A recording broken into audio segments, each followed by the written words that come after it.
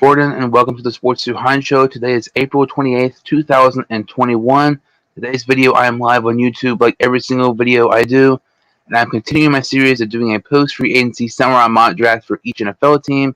I did some videos yesterday.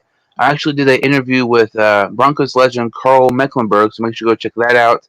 So I'm continuing my series, like I said. The 29th pick overall belongs to the Green Bay Packers. So let's get started with this Green Bay Packers post-free agency 7-round mock draft. Something to look into these mock drafts. All these mock drafts are from ProFootballNetwork.com. They're a mock draft simulator.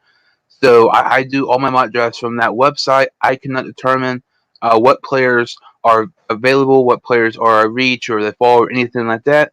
So let's go ahead and get started here. In round one, prize pick already, I had the Packers not selecting a wide receiver, but instead select Virginia Tech cornerback Caleb Farley. There's been reports that Caleb Farley may slide a little bit. He has some injury issues. Despite his injury issues, I still don't really see him dropping to 29. But if he goes to 29, I really expect the Green Bay Packers to not take a wide receiver and select Caleb Farley instead. Their top two needs are wide receiver and corner. I think they would take the best player available here in Caleb Farley instead of taking a wide receiver in round one. I like that pick quite a bit for the Green Bay Packers. As we continue here in round two, though, I do have them selecting a wide receiver here in the second with Amon-Ra St. Brown from USC. His brother actually plays for the Green Bay Packers as well. I really like Amon-Ra St. Brown, Amari Rogers, Damani Brown.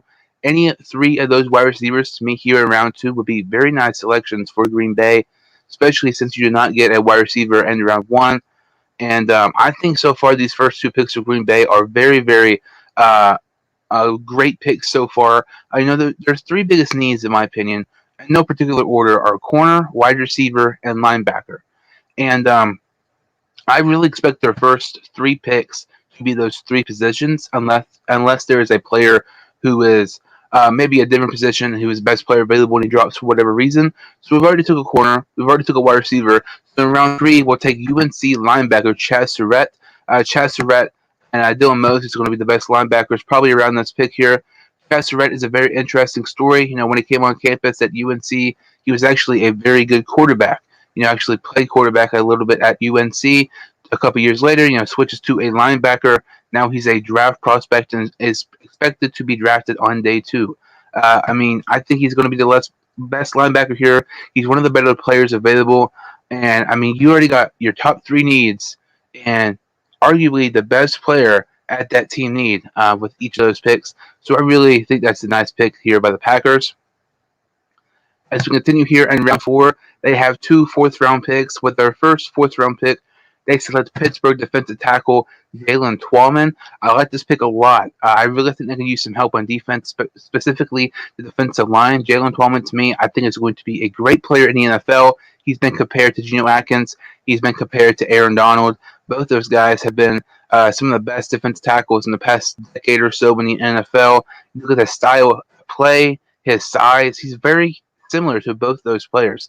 I think he's going to be a star. I think he's one of the biggest sleepers in the NFL draft. Whoever gets him is going to get a great player. It's kind of one of those scenarios, they might not need a defensive tackle. Getting Jalen Twyman here with the 135th pick selection, that is a absolute steal by the Green Bay Packers here in the fourth round. Like I said, though, they do have two fourth-round pick selections, and with their second fourth-round pick, they select edge rusher Shaka Toney from Penn State. I like this pick quite a bit, too. I think they could use some help at the edge rushing position.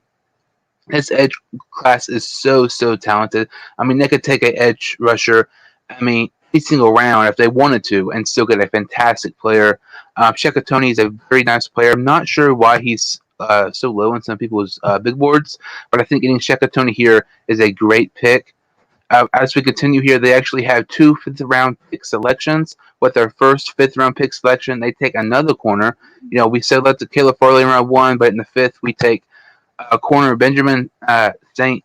Justy. I believe that's how you pronounce it. He's one of the most underrated corners on the fifth, sixth, and seventh round. I think it'd be a fantastic addition to the Packers secondary. You get him and Caleb Farley. All of a sudden, you have a really nice young corner back at your depth chart. I like this pick a lot here. With their second, fifth round pick, they select another UNC player and another wide receiver and Daz Newsome.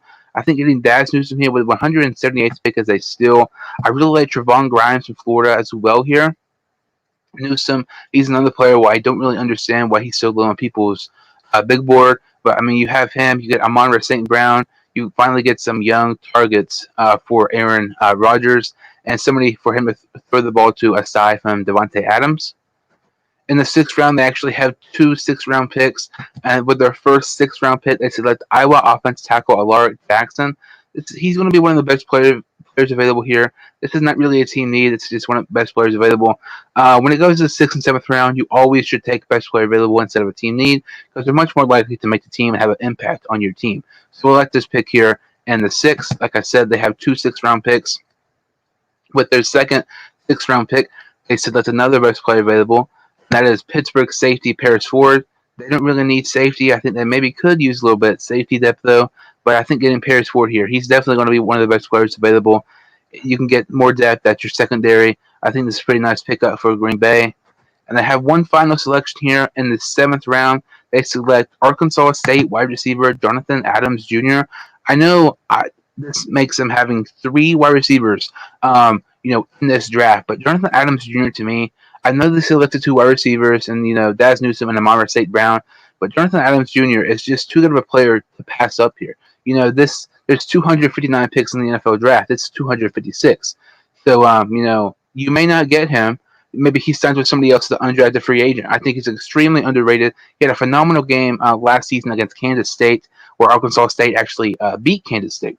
I think I also like Trey Walker from San Jose State quite a bit here. Any two of those wide receivers to me, I think would be great because those are both going to be probably the best players available. And you could take three wide receivers, 2 or 3 wide receivers to Green Bay. That would be fantastic because you need depth, but you also need young depth as well because Devontae Adams, his contract is coming up soon. I like that addition for the Green Bay Packers.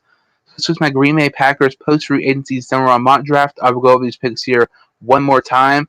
In round 1, Virginia Tech cornerback Caleb Farley.